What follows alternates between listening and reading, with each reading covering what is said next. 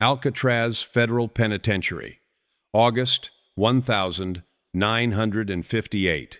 The fog that rolled off the San Francisco Bay was thick enough to choke a man, wrapping the island in a damp, gray shroud that mirrored the souls of the 260 men trapped inside.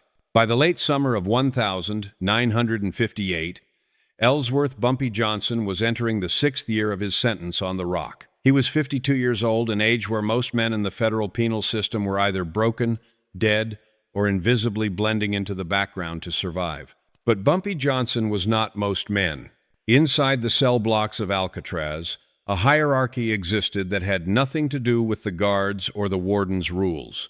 It was a silent order, built on violence, reputation, and an unspoken code of conduct. Bumpy Johnson, the former godfather of Harlem, sat at the top of this hierarchy. He walked the tiers with a slow, deliberate gait, his hands often clasped behind his back, his eyes observing everything but revealing nothing. He didn't walk like an inmate. He walked like a man inspecting his property. You didn't look Bumpy in the eye unless he invited you to, recalls Frank Morris, a fellow inmate who served time in D Block during that era. It wasn't that Bumpy was the biggest guy in the yard. He wasn't. But there was a heaviness around him, a gravity. Even the Italian mobsters from Chicago and New York, men who hated black people on the outside, they tipped their heads when Bumpy passed. They recognized a fellow general. But in August 1958, that respect was about to be challenged by a new arrival who didn't understand the difference between being tough and being powerful. The challenge arrived on the afternoon ferry in the form of Arthur the Hammer Hayes. Hayes was 32 years old, standing 6'3" and weighing a solid 240 pounds of prison-hardened muscle. He had just been transferred from Atlanta Penitentiary after beating 2 guards into comas during a riot. Hayes was a Southern career criminal, a bank robber with a history of extreme racial violence, and a man who believed that physical dominance was the only currency that mattered. According to prison records and inmate testimonies, Hayes was loud from the moment his chains were removed. He was what old-timers called a wolf, a predator who needed to establish dominance immediately to feed his own ego. He looked around the intake area, sneering at the guards, sizing up the other new fish. But Hayes wasn't looking to fight the guards. He was looking for a trophy. He was looking for the biggest dog in the yard so he could put him down and claim the crown. Hayes came in making noise, says Thomas Miller, a former Alcatraz guard who worked the intake shift that day. Most guys come to the Rock and they get quiet. The reality of the place hits them. But Hayes, he was talking loud, using racial slurs, bragging about what he did in Atlanta. He asked one of the orderlies, "Who runs this Rock?" When someone whispered Bumpy Johnson's name, Hayes just laughed, a cold, ugly laugh. He said, "A black man runs Alcatraz? Not while I'm breathing." The stage was set for a collision that everyone saw coming, except perhaps Bumpy Johnson himself, who was sitting in the library reading a book on philosophy, completely unaware that a man had just landed on the island with the specific intention of destroying him. Or perhaps, as many inmates later speculated, Bumpy already knew. In a place like Alcatraz, secrets traveled faster than sound. Bumpy likely knew Hayes was coming before the boat even docked, and he knew exactly what kind of man Hayes was: loud, stupid, and dangerously arrogant. For the first 2 days, Hayes spent his time in quarantine, but his voice carried through the vents. He shouted threats. He screamed racial epithets that echoed off the concrete walls. He was announcing his presence, marking his territory with noise. He was trying to instill fear before he even stepped into the general population. Most inmates listened and felt a knot of anxiety in their stomachs. But in Cell Block B, Bumpy Johnson simply turned the page of his book, his face impassive, his breathing steady.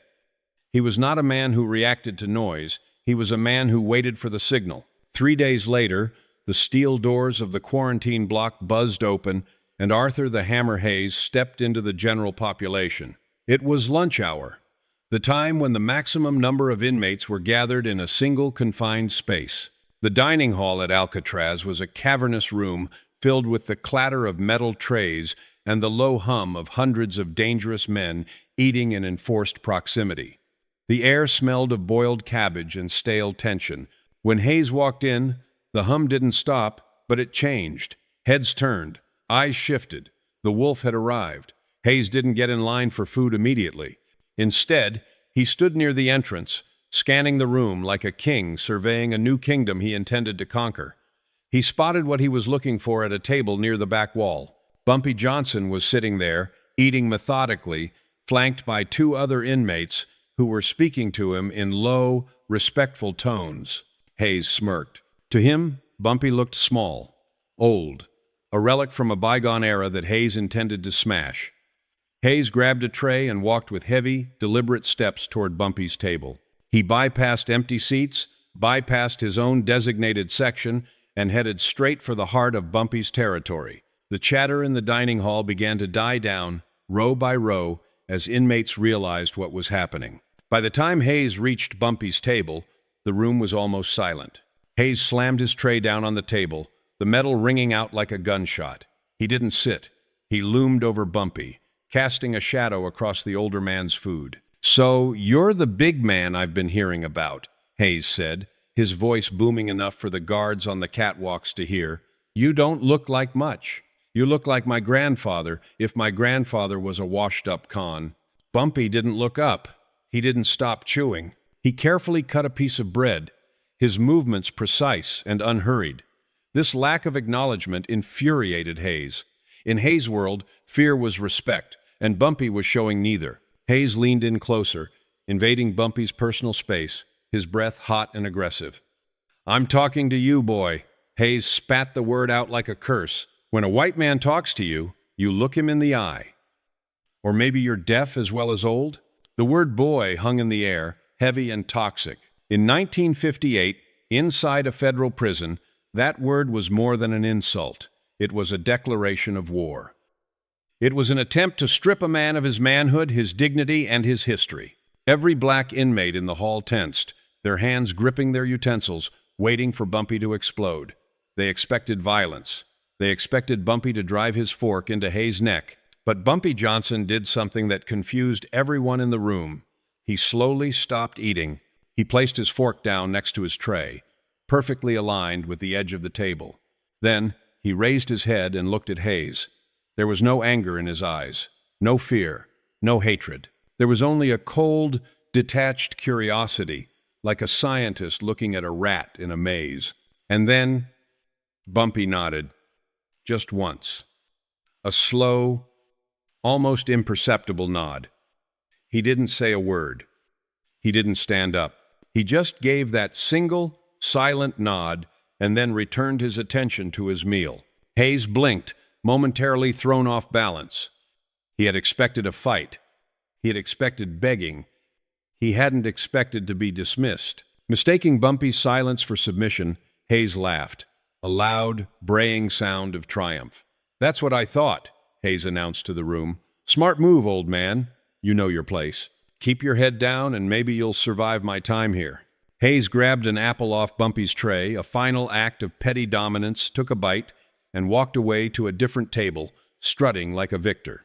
The dining hall remained quiet, but the atmosphere had shifted.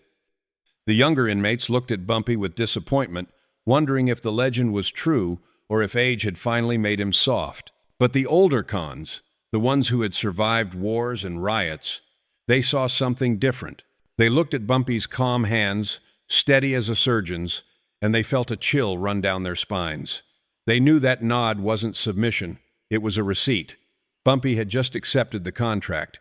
For the next 48 hours, Alcatraz became a theater of psychological warfare, played out on a stage of concrete and steel. But only one of the players knew the game was rigged. Arthur Hayes, emboldened by his perceived victory in the dining hall, began to strut through the prison with the swagger of a man who believed he had just dethroned the king. He grew louder. He grew more reckless. He mistook Bumpy Johnson's patience for cowardice, a fatal error that many men had made in Harlem before finding themselves at the bottom of the Hudson River. Hayes began to test the boundaries of his newfound power. He cut in line at the commissary. He shoved smaller inmates aside in the corridors. He openly mocked Bumpy whenever their paths crossed, calling him Grandpa and making crude gestures. To Hayes, he was establishing dominance. To everyone else, he was a walking dead man who just hadn't been told the time of his funeral yet. In the recreation yard, the tension was palpable. The gray San Francisco fog swirled around the high walls, dampening sounds but amplifying the mood. Bumpy Johnson sat on his usual bench, wrapped in his wool coat, playing chess with a quiet, bespectacled inmate named Detroit Red. While Hayes was doing push-ups in the center of the yard, grunting loudly and demanding attention, Bumpy was moving pawns with delicate precision.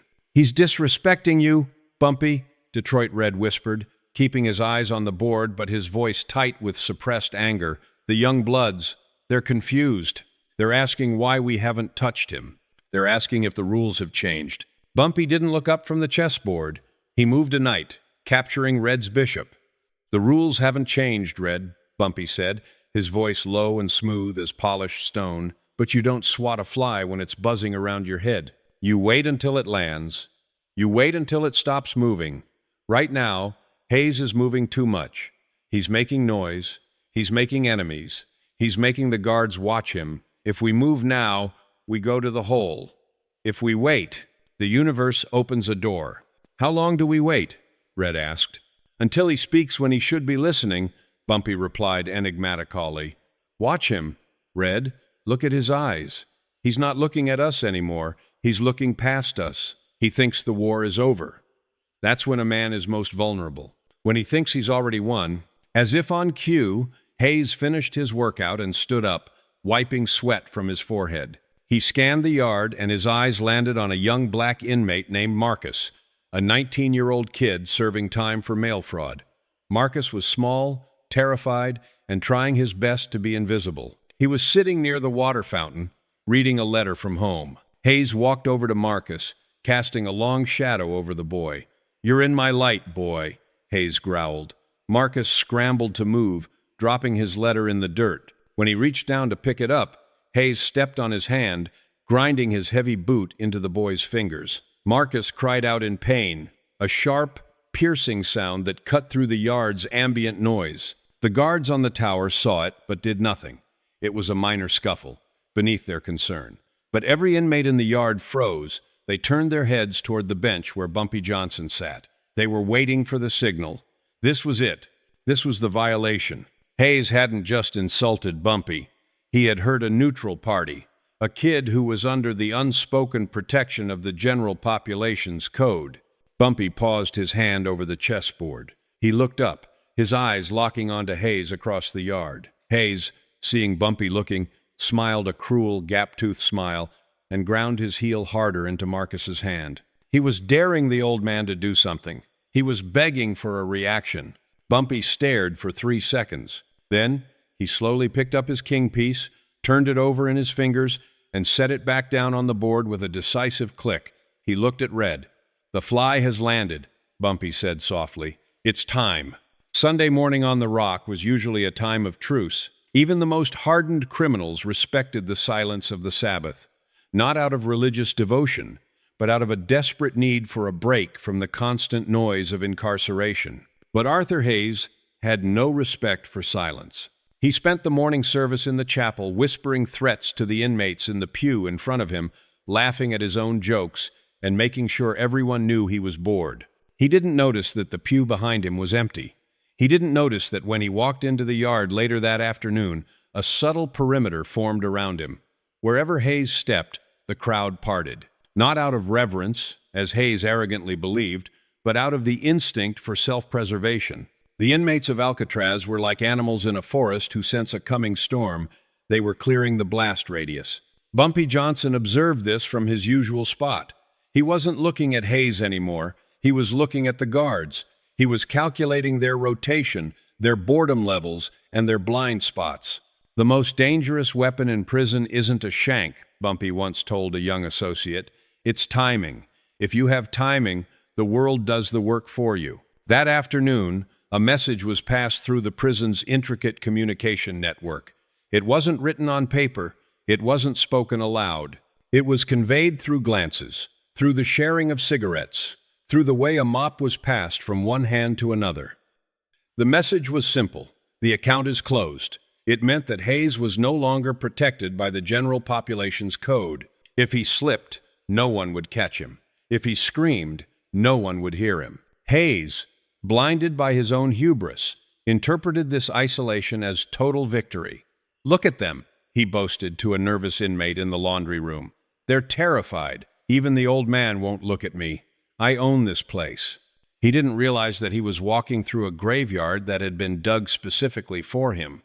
Deep in the bowels of the prison workshops, the physical instrument of Bumpy's lesson was being prepared. Bumpy didn't make it himself, that would be amateur. A distinct piece of metal, filed down from a spoon handle into a needle-sharp point, was being passed from cell to cell, moving closer to its destination. It wasn't a large weapon. It didn't need to be. It was designed for a specific anatomical function, precise and devastating. As the sun set on Sunday, casting long, bar-shaped shadows across the cell block, Bumpy Johnson lay on his cot, staring at the ceiling. He was perfectly calm. He had given Hayes 3 chances to show humility. He had given Hayes 3 days to realize his mistake. The window for mercy had now officially closed. Tomorrow, the lesson would be taught. And unlike a school lesson, this one would not require any words. Monday morning arrived with the grinding sound of the cell block gears. At 7 hours, the doors opened for the shower rotation. In Alcatraz, the shower room was a place of tactical vulnerability. Steam obscured vision. The roar of rushing water drowned out footsteps. And men were stripped of the thick wool uniforms that could offer a modicum of protection against a blade. It was, in every sense, a slaughterhouse waiting for a butcher. Arthur Hayes grabbed his towel and soap, walking with his chest puffed out. He had survived the weekend without incident, and his confidence had calcified into arrogance. He believed Bumpy Johnson had retreated. He believed the old man was afraid. As Hayes stepped into the steam-filled room, he saw Bumpy standing under a shower head in the far corner.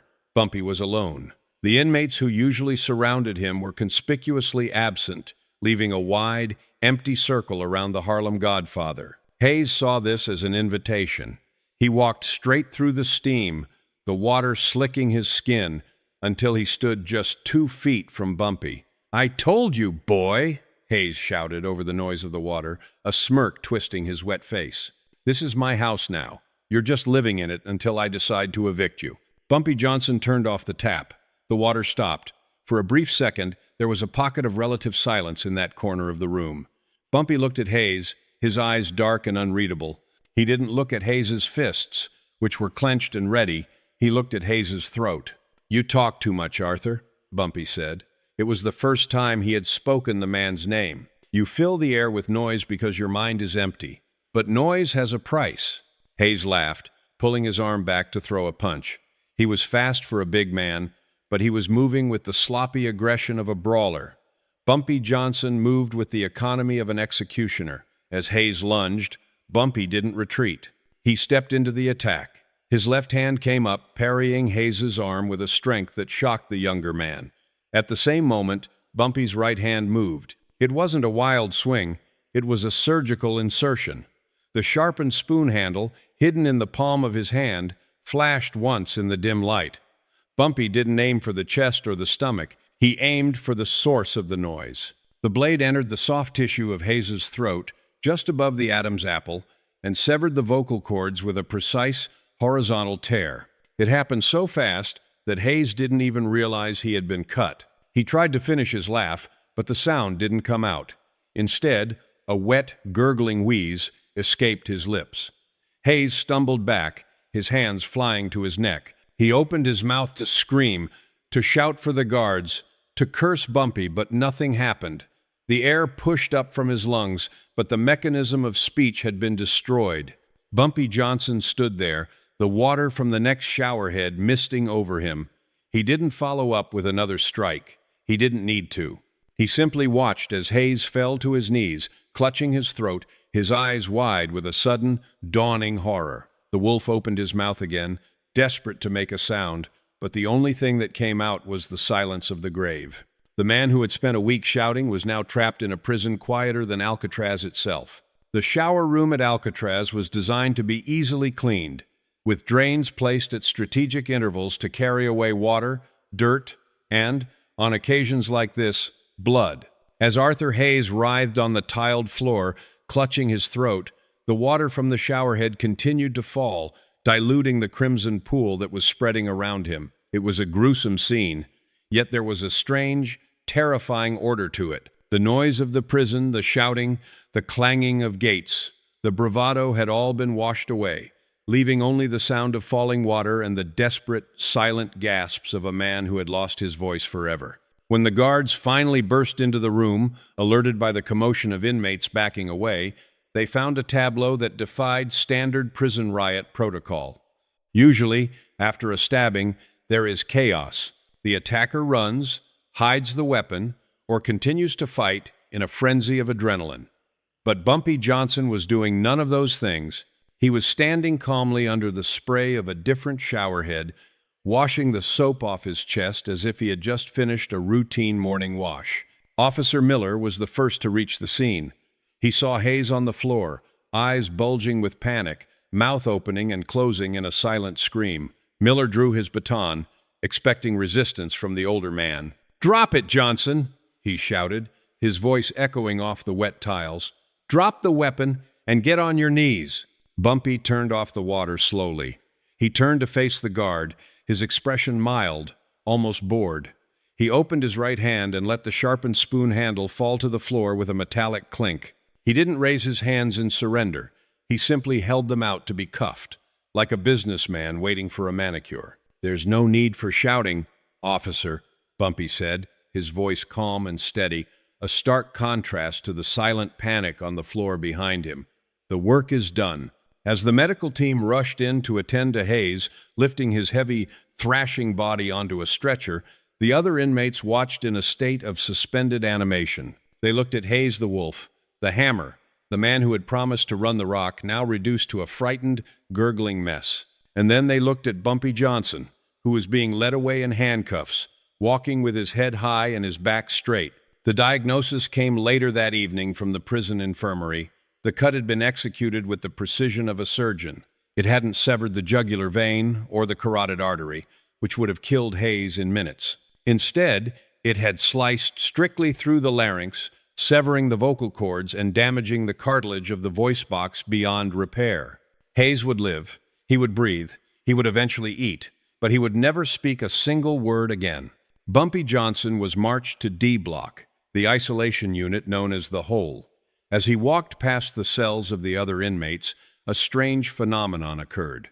Usually, when a prisoner is taken to the Hole, there is catcalling, jeering, or questions shouted from the bars. But this time, the cell block was silent. It was a respectful, fearful silence. Every man who watched him pass knew exactly what had happened. They knew that the old man hadn't just won a fight. He had enforced a law. He had taken the loudest voice in the prison and turned it off like a light switch. D Block at Alcatraz was known among the inmate population as the Hole. It was a row of cells where sunlight was a memory and time was an abstraction. The walls were cold steel, the floors were damp concrete, and the only sound was the dripping of condensation and the occasional scream of a man losing his mind. It was designed by the Federal Bureau of Prisons to break the most stubborn spirits, to strip away a man's identity until nothing was left but a shivering, compliant shell. But when the heavy steel door slammed shut on Bumpy Johnson, plunging him into the absolute darkness of solitary confinement, he didn't panic. He didn't pace the cell like a caged animal. He didn't scream for the guards. Instead, Bumpy adjusted his uniform, sat cross-legged on the thin mattress, and closed his eyes. To a man like Bumpy Johnson, solitary confinement wasn't a punishment, it was a retreat. It was a place where the noise of the world was finally silenced, allowing him to sharpen his mind without distraction. For 19 days, Bumpy sat in that cell. The guards who brought his meals, a tray of tasteless loaf pushed through a slot in the door, often peeked through the observation hole, expecting to see a broken man. What they saw unnerved them. Bumpy was always sitting in the same position, calm, composed, often smiling faintly, as if he were listening to a piece of music only he could hear. He wasn't enduring the time, he was mastering it. He played chess games in his head, replaying famous matches from history, moving the pieces on a mental board with the same precision he had used to silence Arthur Hayes. Outside D Block, the prison administration was scrambling to build a case. The warden was furious. A man had been permanently maimed in a high-security area, right under the noses of his guards. He wanted to charge Bumpy with attempted murder. He wanted to add 20 years to his sentence. But there was a problem. The weapon, the sharpened spoon handle, had disappeared from the evidence locker before it could be fingerprinted, a testament to Bumpy's reach even when locked away. And then there were the witnesses. The investigators interviewed 30 men who had been in the shower room that morning, 30 men who had seen everything. But when the questions were asked, the answers were identical, recited with the monotone consistency of a rehearsed script.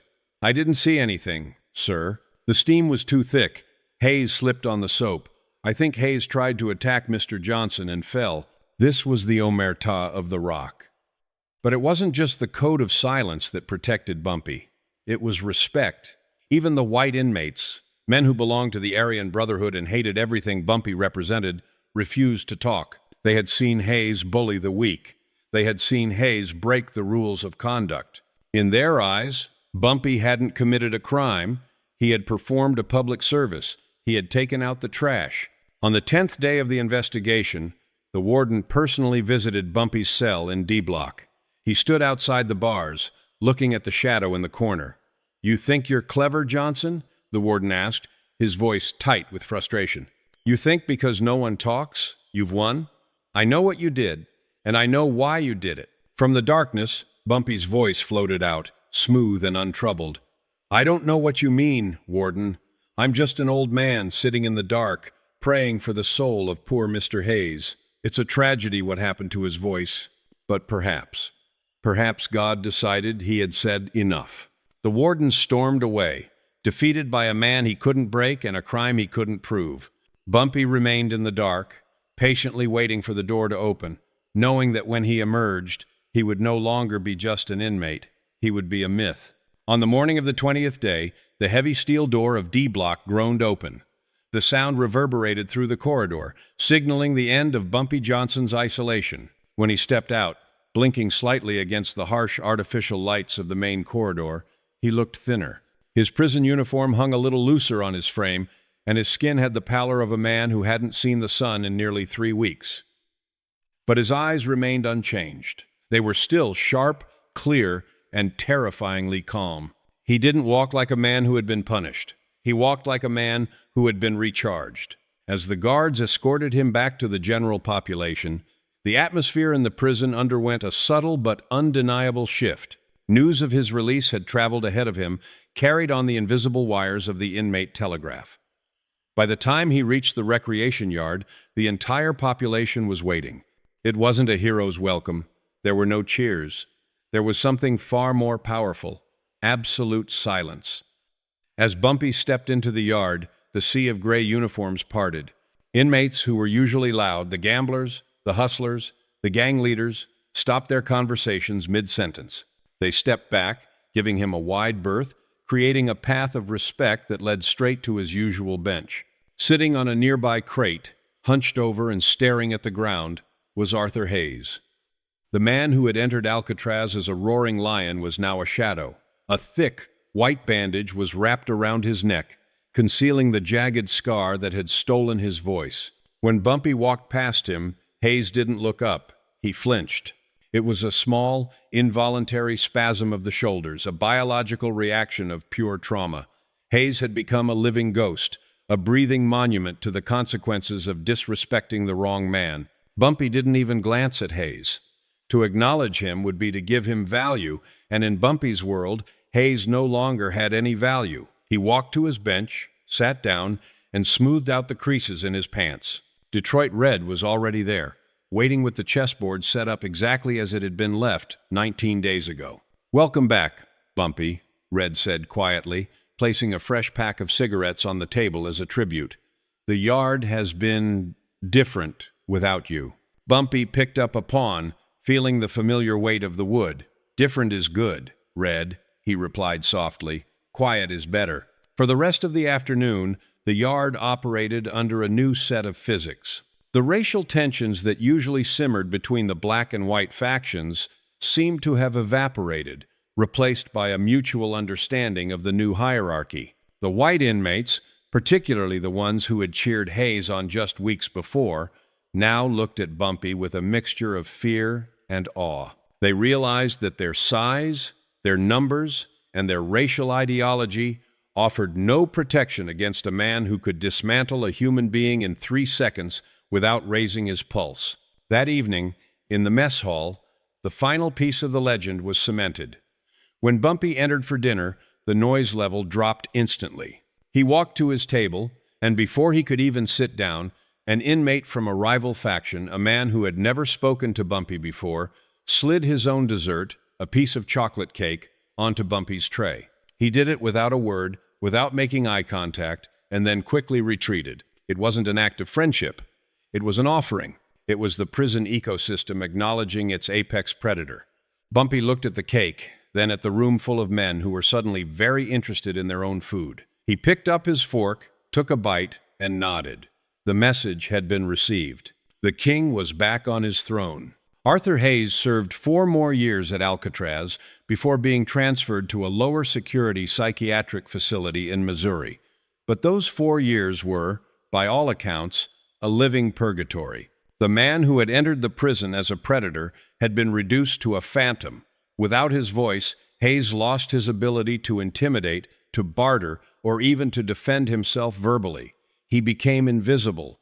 He shrank into corners, avoiding eye contact, terrified that any misstep might provoke another lesson from the shadows. For the other inmates, Hayes became a walking cautionary tale. Every time they saw him in the yard, touching the scar on his throat, unable to curse or shout, they were reminded of the price of arrogance. Bumpy Johnson hadn't just defeated an enemy, he had created a living monument. If Bumpy had killed Hayes, the man would have been a martyr, a story that faded with time. But by leaving him alive and mute, Bumpy ensured that the lesson was repeated every single day, every time Hayes opened his mouth and no sound came out. It was a masterclass in strategic violence, recalled Detroit Red years later. Bumpy understood something that the rest of us didn't. He knew that for a man like Hayes, silence was worse than death.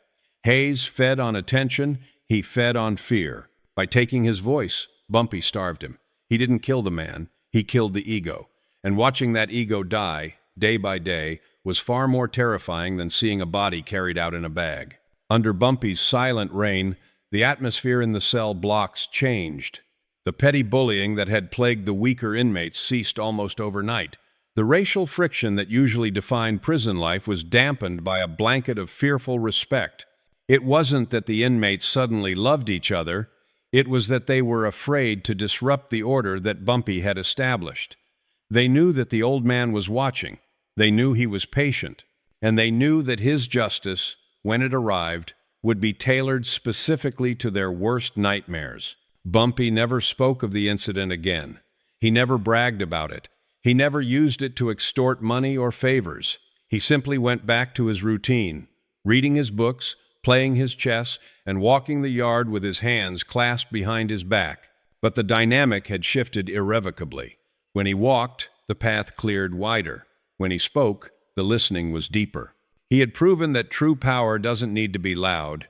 In a world of screaming men, the one who whispers is the one who holds the knife. As the years passed, new inmates would arrive at Alcatraz, young, tough, loud, just like Hayes had been. And the first thing the older cons would do was point to the scarred, silent man cleaning the floors in the corridor. "See him?" they would whisper. "He used to be the loudest man on the rock. Then he disrespected the old man. Now he can't even say goodbye." And the new inmates would look at Hayes, then look at the quiet black man playing chess in the sun, and they would lower their voices. The lesson had been learned without Bumpy lifting a finger. October 1963. The day Bumpy Johnson finally walked off the rock, the San Francisco fog was just as thick as the day Arthur Hayes had arrived 5 years earlier. Bumpy was 58 years old now. His hair was grayer, his movements slightly slower, but his presence was undiminished. He didn't look back at the cell block that had been his home for a decade. He didn't say goodbye to the guards. He simply boarded the boat, carrying a single cardboard box of books and the invisible weight of a legend that would outlive the prison itself. Bumpy returned to Harlem, to a world that was changing rapidly with the civil rights movement and the heroin epidemic. He would go on to fight other wars, face other enemies, and eventually die of a heart attack in 1968, eating fried chicken at a diner, surrounded by friends. But at Alcatraz, and later in the federal prisons of Leavenworth and Atlanta, the story of the Silent King refused to die. It was whispered in the yards and recounted in the cells at night. It became a parable for survival. Older cons would tell the story to the new fish, the young, angry men who came in thinking that violence was about noise. They would tell them about Arthur Hayes, the man who roared like a lion and ended up as silent as a lamb. They would tell them about the nod, that single, terrifying gesture that signaled the end of a man's life as he knew it. And what of Arthur Hayes? He spent the rest of his life in the prison system, bouncing between psychiatric wards and minimum security facilities. He died in 1982, 24 years after the incident in the shower. Those who knew him in his later years described a man who was gentle, almost childlike, forever touching the scar on his throat as if trying to remember what it felt like to speak. He never wrote down what happened. He never communicated his side of the story. He took his silence to the grave, the final and most obedient servant of Bumpy Johnson's will. The lesson of 1958 remains relevant today, etched into the unwritten constitution of prison life. It teaches that true power is not about how loud you can shout or how hard you can hit. It is about control.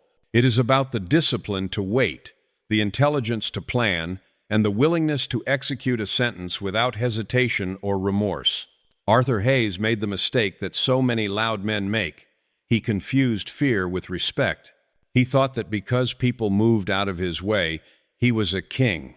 He didn't realize that they were moving out of the way of a falling tree. Bumpy Johnson, on the other hand, understood that a king doesn't need to announce his arrival. A king sits still, a king watches, and when a king decides to act, the world stops spinning. So, if you ever find yourself in a place where the rules are written in blood and concrete, remember the story of the old man and the spoon. Remember that the most dangerous person in the room isn't the one screaming threats.